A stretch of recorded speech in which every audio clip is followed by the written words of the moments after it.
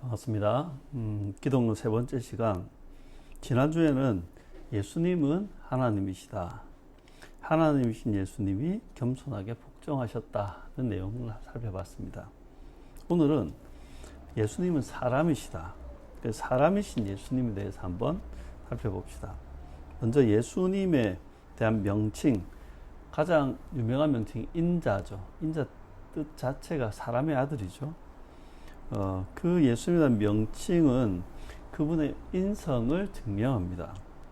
또한 디모데전서 2장 5절에 보면 하나님은 한 분이시오 또 하나님과 사람 사이의 중보자도 한 분이시니 곧 사람이신 그리스도 예수라. 그리고 예수님이 사람이시라는 거죠.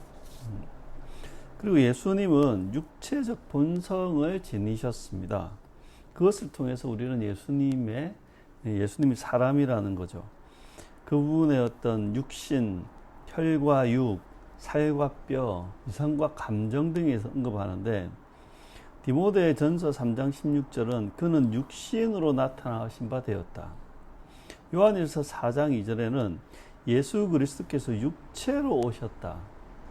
히브리서 2장 14절에는 그도 또한 같은 모양으로 혈과 육을 함께 지니셨다.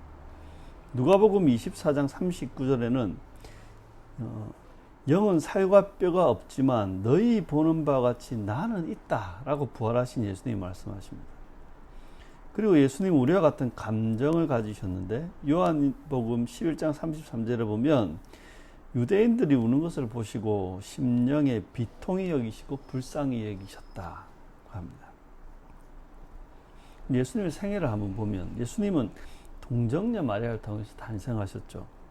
갈라디아 4장 4절에 보면 때가 참에 하나님이 그 아들을 보내사 여자에게서 나게 하시고 예수님은 또한 성장과 발달을 경험하셨습니다. 누가복음 2장 40절에는 아기가 자라매 강하여지고 지혜가 충만하여 누가복음 2장 52절에는 예수는 지혜와 키가 자라가매 하나님과 사람에게 더욱 사랑스러워 가시더라. 그렇게 예수님은 성장과 발달을 경험하신 겁니다. 또한 예수님은 우리와 같이 육체적 제한을 겪으셨습니다.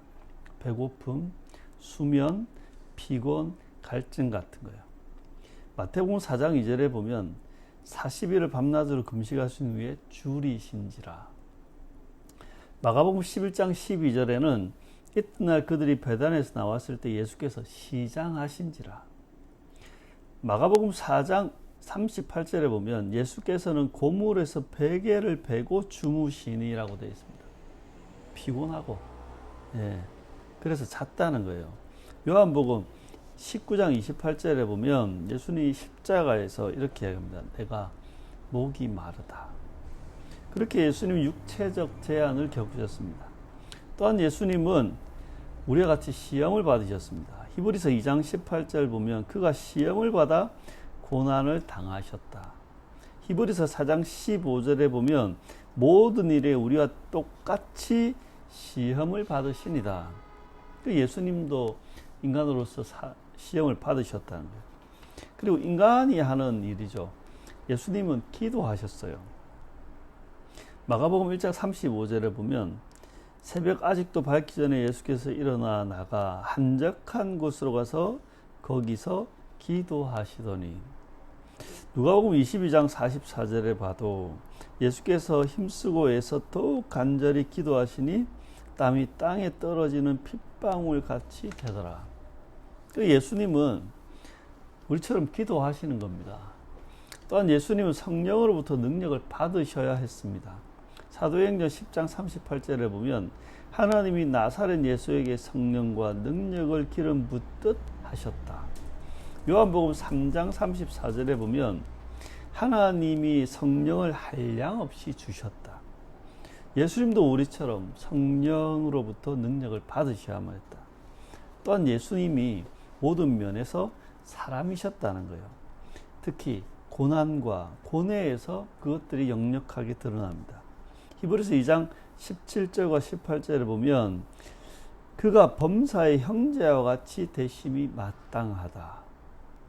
그가 시험을 받아 고난을 당하셨다고 합니다. 그리고 마태복음 26장 38절에 보면 예수님이 이렇게 말씀하세요. 내 마음이 매우 고민하여 죽게 되었으니, 그 번뇌, 고뇌가 있었다는 겁니다. 예수님은 하나님이시니까 아무 고통도, 아무런 힘든 것도, 아무런 어려움도 그냥 그런 게 아닙니다. 예수님은 우리와 같은 사람이셨다. 그런데 두 번째, 예수님은 죄가 없으신 사람이셨다. 예수님은 사람이지만 죄가 없으시다는 거예요. 히브리서 4장 15절에 보면 죄가 없으시다. 히브리서 7장 26절에 보면 거룩하고 악이 없고 더러움이 없고 죄인에게서 떠나 계시고 하늘보다 높이 되신 분이다. 또한 베드로전서 2장 22절에 보면 그는 범죄하지 아니하고 그 입에 거짓이 없으시다. 요한일서 3장 5절에 봐도 그가 우리 죄를 없애려고 나타나신 것을 너희가 아나니 그에게는 죄가 없느니라. 그러니까 예수님은 사람이신데 우리와 다른 것 죄가 없으시다. 그래서 예수님은 흠없는 양으로서 속죄를 이루시는 겁니다. 베드로전서 1장 18절 19절에 보면 너희가 대속함을 받은 것은 은금 같은 걸로 된 게 아니라 오직 흠없고 점없는 어린 양 같은 그리스도의 보배로운 피로 된 것이다. 그리스도는 흠없고 점이 없는 어린 양 같은 분이다. 그리고 이 죄가 없으신 예수님이기 때문에 우리의 죄를 대속하실 수 있다. 속량할 수 있고 우리를 대신해서 희생하실 수 있다. 고린도후서 5장 21절에 보면 하나님이 죄를 알지도 못하신 이를 우리를 대신하여 죄로 삼으셨다. 베드로서 3장 18절에 보면 그리스도께서 단번에 죄를 위하여 죽으사 의인으로서 불의한 자를 대신하셨다. 그러니까 죄가 없으시기에 우리의 죄를 대속하실 수 있는 겁니다. 또한 예수님은 완전한 순종으로 우리의 구원에 필요한 의를 공급해 주셨습니다. 로마서 5장 18절과 19절에 보면 그런즉 한 범죄로 많은 사람이 정죄에 이른 것 같이 한 의로운 행위로 말미암아 많은 사람이 의롭다 하심을 받아 생명에 이르렀느니라. 한 사람이 순종하지 아니함으로 많은 사람이 죄인 된 것 같이 한 사람이 순종하심으로 많은 사람이 의인이 되리라고 하는 겁니다. 그래서 이 예수님은 하나님이시다는 그 교리에 이어서 예수님에 대해서 어떻게 이야기했냐면 예수님은 사람이시다. 하지만 예수님은 죄가 없으시다는 겁니다. 그럼 이걸 종합하면 이걸 뭐라고 하냐면 신인교리라고 합니다. 이런 거죠.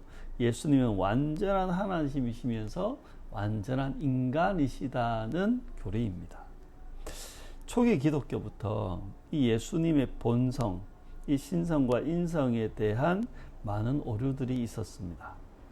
그리스도의 신성을 부정하는 사람도 있었고 그리스도의 인성을 부정하는 사람도 있습니다. 또한 신성과 인성의 완전성을 부정하는 사람, 일부만 인정하는 사람도 있었고 그리스도의 인격의 단일성을 부정하는 사람도 있습니다. 단일성을 부정한다는 이중인격이라는 거죠. 또한 예수님이 실제로는 인간의 육체를 가지지 않으셨다. 겉으로만 그래 보일 뿐이다라고 생각하는 사람도 있었고 참된 신성도 참된 인성도 아닌 신인 양성 제3의 본성을 지니셨다고 생각하는 사람도 있었습니다. 이 수많은 이단들과 거짓 가르침으로 인해서 기독교 공동체의 역사에서는 이러한 신인 교리가 정립이 된 겁니다. 예수님은 어떤 분이시냐? 예수님은 완전한 하나님이며 완전한 인간이다는 겁니다. 왜 그리스도에게는 인성이 필요한가? 여러분, 그리스도에게는 인생이 반드시 필요한데, 왜냐하면 인간이 범죄하였으므로 형벌도 인간이 당하는 것이 필연적이기 때문입니다. 육신의, 영혼의 그 고통들, 이건 인간이 당해야 되는 거죠. 사도행전 3장 18절에 보면, 그러나 하나님이 모든 선지자의 입을 통하여 자기의 그리스도께서 고난 받으실 일을 미리 알게 하신 것을 이와 같이 이루셨다. 히브리서 9장 22절에는 율법을 따라 거의 모든 물건이 피로써 정결하게 되는 피 흘림이 없은즉 사함이 없느니라. 그러니까 그 인간의 범죄는 그 인간이 당하는 것이 필연적이라는 겁니다. 또한 사람의 연약성을 취하시면 우리의 연약함을 몸소 체험하시고 이해하시게 되는 겁니다. 이걸 우리는 체휼이라고 합니다. 히브리서 2장 17, 18절에 보면, 그러므로 그가 범사의 형제와 같이 되심이 마땅하도다. 이는 하나님의 일에 자비하고 선하신 대제사장이 되어 백성의 죄를 속량하려 하심이라. 그가 시험을 받아 고난 당하셨은즉 시험 받는 자들을 능히 도우실 수 있느니라. 시험 받는 자가 누굽니까? 우리죠. 또한 우리의 삶의 본보기가 되기 위해서는 인성이 필요합니다. 빌립보서 5장 2절에 보면, 너희 안에 이 마음을 품으라 곧 그리스도 예수의 마음이다. 베드로전서 2장 21절에 이를 위하여 너희가 부르심을 받았으니 그리스도도 너희를 위하여 고난을 받으사 너희에게 본을 끼쳐 그 자취를 따라오게 하려 하셨느니라. 그러니까 왜 예수님의 인성이 필요했는가? 인간의 범죄에 대한 대속이니까요. 또한 우리의 연약성을 예수님께서 몸소 체험하시고 이해하시고 공감하시기 때문입니다. 또한 우리 삶의 본보기가 되기 위해서 예수님에게는 인성이 필요했다. 또한 신인교리, 그리스도에게는 신성도 필요했습니다. 왜 그런가? 하나님의 구원 계획에서 중보자는 참 하나님이어야 하는 겁니다. 무한히 값진 희생을 완전한 순종으로 하나님께 드리기 위해서는 신성이 필요합니다. 시편 49편 7절 8절에 보면, 사람은 안 됩니다. 아무도 자기의 형제를 구원하지 못하며 그를 위한 속전을 하나님께 바치지도 못할 것은 그들의 생명을 속량하는 값이 너무 엄청나서 영원히 마련하지 못할 것이기 때문에, 누가 누구를 대신해서 속전할 수 있는 사람은 없습니다. 하나님뿐인 거죠. 또한 하나님의 진노를 감당함으로써 모든 사람을 율법의 저주로부터 해방시키기 위해서는 신성이 필요합니다. 또한 이미 성취하신 사역의 성과를 믿음으로 그를 영접하는 사람들에게 베푸시기 위해서는 신성이 필요합니다. 그렇게 그리스도께서는 인성도 필요하시고 그리스도에게는 신성도 필요하시는 거예요. 그러니까 죄 문제를 해결할 구세주는 하나님이면서 또한 무죄한 인간이어야 한다는 겁니다. 그래서 예수님은 두 본성을 지닌, 그러니까 본성이라는 게 뭐예요? 신성과 인성을 지닌 한 인격, person이다. 그래서 이 신인교리라는 건요, 이성과 경험의 범주에서 벗어난 신비의 교리입니다. 종합해보면 예수님은 사람이십니다. 그리고 예수님은 사람이지만 죄가 없으시죠. 그래서 지난주와 합쳐보면 신인교리가 완성되는데, 예수님은 완전한 사람이시며 죄가 없으신 완전한 인간이시다. 이걸 우리들에게 한번 적용해 보면, 하나님이시며 사람이신 그 예수님이시기에 우리의 구원은 완전합니다. 그러니 이 구원의 확신에 흔들리지 마시고 굳세게 굳건하게 여러분의 믿음을 지켜가시길 당부드립니다. 또한 예수님은 시험받는 우리, 고난당하고 갈등하고 고통받고 고민하는 우리를 능히 도우실 수 있는 분입니다. 왜냐하면 그분이 이미 체휼하셨기 때문입니다. 그래서 여러분이 시험에 빠지거나 아니면 그 믿음에 있어서 삶에 있어서 포기하거나 좌절하지 마시고 예수님이 우리를 도우시니 씩씩하게 이겨내시기를 바랍니다. 또한 예수님은 우리의 연약함을 이해하고 공감하시고 동정하십니다. 여러분, 세상 사람들의 어떤 이해나 공감이나 동정은 언제나 불완전하고 겉으로만 그럴 뿐이고 그렇습니다. 그래서 이런 사람들의 이해나 공감, 동정에 너무 갈망하고 목매지 마십시오. 오히려 예수님을 찾고 의지하고 그렇게 예수님 앞에서 살아가셔야 됩니다.